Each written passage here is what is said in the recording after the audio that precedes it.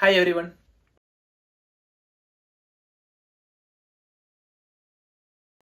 ഞാൻ വരും എന്ന് പറയുന്നത് ആമി ആഷ്ബോ എന്നാണ്.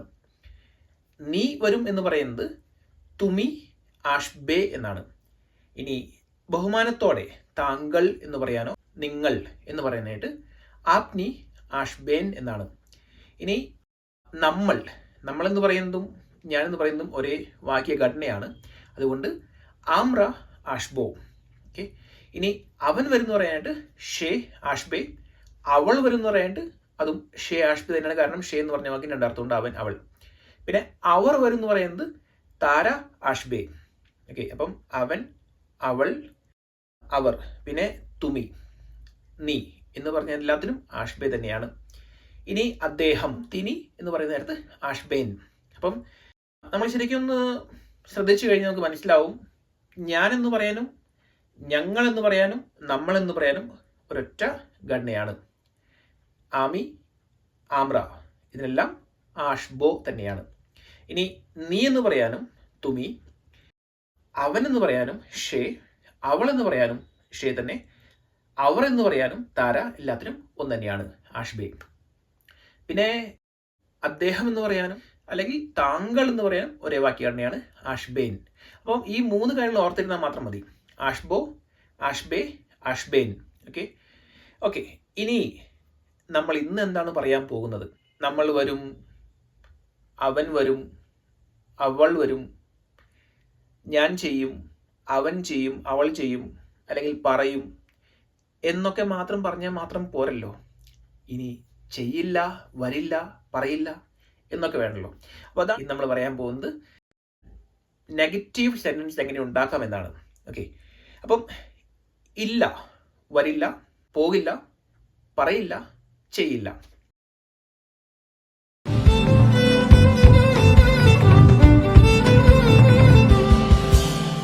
ഓക്കെ. ഇല്ല എന്ന് ബംഗാളിൽ പറയുന്നത് ന എന്നാണ്. വളരെ സിമ്പിളാണ്, ന.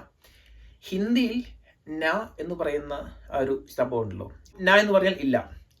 ഇനി ഒന്നുമില്ല എന്ന് പറയുന്നത് കീച്ചു ന എന്നാണ്. ഞാൻ മുൻപ് പറഞ്ഞിട്ടുണ്ട്, വീണ്ടും കൂടി പറയുകയാണ്. അപ്പം ന എന്ന് വെച്ച് കഴിഞ്ഞാൽ ഇല്ല, കീച്ചു ന എന്ന് വെച്ച് കഴിഞ്ഞാൽ ഒന്നുമില്ല. നൈ കുച്ച് നൈ, കുച്ച് നൈ എന്ന് പറഞ്ഞാൽ ഒന്നുമില്ല. ആ കുച്ച് എന്നത് കീച്ചു ആയി മാറുന്നു.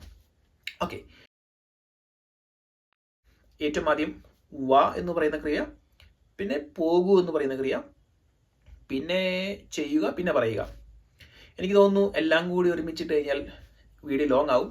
അതുകൊണ്ട് ഈ വീഡിയോയിൽ ആദ്യത്തെ 2 മാത്രമേ എടുക്കുന്നുള്ളൂ, വരിക, പോവുക. ഓക്കെ ഓക്കെ അപ്പം ആഷ്ബോ എന്നാണ് വരും, ഞാൻ വരും എന്ന് പറയുന്നത്. ഓക്കെ. ഞാൻ വരും എന്ന് പറയുന്ന നേരത്ത് ഭാവി കാലത്തിൽ നമുക്ക് ഇങ്ങനെയും കൂടി പറയാം, വരാം. ഓക്കെ. ഇംഗ്ലീഷിൽ I will come, I shall come, രണ്ടൊരു വ്യത്യാസമുണ്ട്. പക്ഷേ വേറെ കുറേ ഭാഷകളിൽ അങ്ങനെ ഇല്ല. ഇപ്പോൾ ഒരു ഉദാഹരണത്തിന് ഈ കന്നഡയിലും തെലുങ്കിലും അങ്ങനെ വ്യത്യാസമില്ല. വരും എന്ന് പറയാനും വരാം എന്ന് പറയാനും വേറെ ഒരു വ്യത്യസ്തമായ വാക്കുകളില്ല. നമ്മുടെ മലയാളത്തിലുണ്ട്, അതുകൊണ്ട് നമുക്ക് കൺഫ്യൂഷൻ ഉണ്ടാവേണ്ട ആവശ്യമില്ല.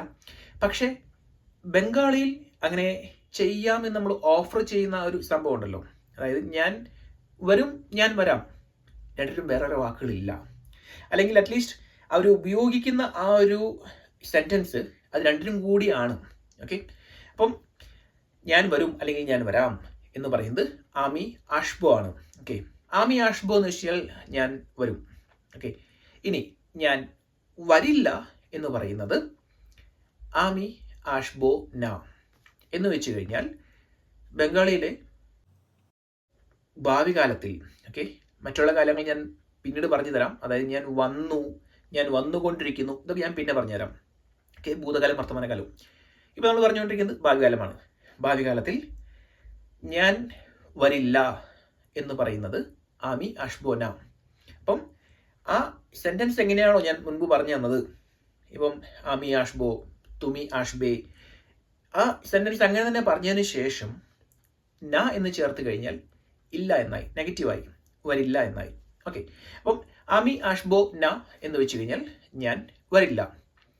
ഇനി നമ്മൾ വരില്ല. ഓക്കെ. നമ്മൾ വരും എന്ന് പറയുന്നത് ആമ്ര ആഷ്ബോ ആണ്. അപ്പോൾ നമ്മൾ വരില്ല എന്ന് പറയുന്നത് ആമ്ര ആഷ്ബോ ന. ഓക്കെ. ഇനി ഞങ്ങൾ വരില്ല. ആമ്ര എന്ന് പറഞ്ഞ വാക്കി രണ്ടർത്ഥങ്ങളുണ്ടല്ലോ. നമ്മൾ, ഞങ്ങൾ. ഞങ്ങൾ വരും എന്ന് പറയുന്നത് ആമ്ര ആഷ്ബോ, ഞങ്ങൾ വരില്ല ആമ്ര ആഷ്ബോന. അടുത്തത് നീ. തുമി എന്നാണ് നീ എന്ന് പറഞ്ഞ വാക്ക്.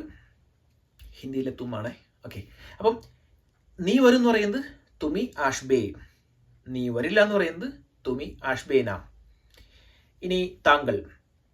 താങ്കൾ പറയുന്നത് ആപ്നി എന്നാണ്. താങ്കൾ വരും എന്ന് പറയുന്നത് ആപ്നി ആഷ്ബേൻ. ഓക്കെ. ബഹുമാനം കൊടുക്കേണ്ട സാഹചര്യങ്ങളിൽ ഉപയോഗിക്കേണ്ട വാക്കുകൾക്കെല്ലാം എൻ എന്ന് പറഞ്ഞ് ചേർക്കണം. ഒരു ചെറിയൊരു ടിപ്പാണത്. ഓക്കെ. അപ്പം ആപ്നി ആഷ്ബേൻ എന്ന് വെച്ച് കഴിഞ്ഞാൽ താങ്കൾ വരും. ആപ്നി ആഷ്ബേൻ ന എന്ന് വെച്ച് കഴിഞ്ഞാൽ താങ്കൾ വരില്ല.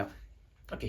ആഷ്ബേൻ എന്നത് ആവശ്യത്തിലേക്ക് ഇത് എന്നിലും പിന്നെ വീണ്ടും അടുത്ത വാക്ക് തുടങ്ങുന്നത് നായിലായതുകൊണ്ട് എടുത്തെടുത്ത് പറയണം. ഓക്കെ. ആപ്നി ആഷ്ബേൻ ന, ചുമ്മാ ഒരുമിച്ച് ആഷ്ബേന എന്ന് പറയരുത്. ഓക്കെ. ആഷ്ബേന, ആഷ്ബേൻ ന. എന്നും നായും എടുത്ത് കേൾക്കണം. ഇല്ലെങ്കിൽ ഗ്രാമാറ്റിക്കൽ തെറ്റാണത്. കാരണം ആഷ്ബേ ന എന്ന് പറയുന്നത് തുമി എന്ന് പറഞ്ഞ വാക്കിൻ്റെ ഒപ്പമാണ്. ആഷ്ബേൻ ന എന്ന് പറയുന്നത് ആപ്നി എന്ന് പറഞ്ഞ വാക്കിൻ്റെ ഒപ്പമാണ്. അപ്പം ആപ്നി ആഷ്ബേന എന്നൊരുമിച്ച് ഒറ്റ ശ്വാസത്തിൽ പറയാതെ ആപ്നി ആഷ്ബേൻ ന. അടുത്ത് അവൻ. അവനെന്ന് പറയുന്നതും അവളെന്ന് പറയുന്നതും ഒറ്റ വാക്കാണ് ഞാൻ പറഞ്ഞിരുന്നല്ലോ, ഷേ. അപ്പം അവൻ വരും എന്ന് പറയുന്നത് ഷേ ആഷ്ബേ എന്നാണ്. അവൾ വരും എന്ന് പറയുന്നതും ഷേ ആഷ്ബേ തന്നെയാണ്. ഇപ്പം അവൻ വരില്ല എന്ന് പറയുന്നത് ഷേ ആഷ്ബേന, പിന്നെ അവൾ വരില്ല എന്ന് പറയുന്നത് ഷേ ആഷ്ബേന. ഓക്കെ. വളരെ സിമ്പിളാണ്. ഇനി അവർ. അവർ എന്ന് പറയുന്ന വാക്ക് താര എന്നാണല്ലോ. അപ്പം താര ആഷ്ബേ ന. വീണ്ടും ഷേ എന്ന് പറഞ്ഞ വാക്കിന് എന്തായിരുന്നു വാക്കി കണ്ണ, അത് തന്നെ താര ആഷ്ബേന. ഓക്കെ. താര ആഷ്ബേ എന്ന് വെച്ച് കഴിഞ്ഞാൽ അവർ വരും. താര ആഷ്ബേന എന്ന് വെച്ചാൽ അവർ വരില്ല. ഓക്കെ. അടുത്തത് തിനി.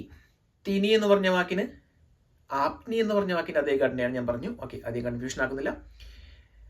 അദ്ദേഹം വരും എന്ന് പറയുന്നത് തിനി ആഷ്ബേൻ എന്നാണ്.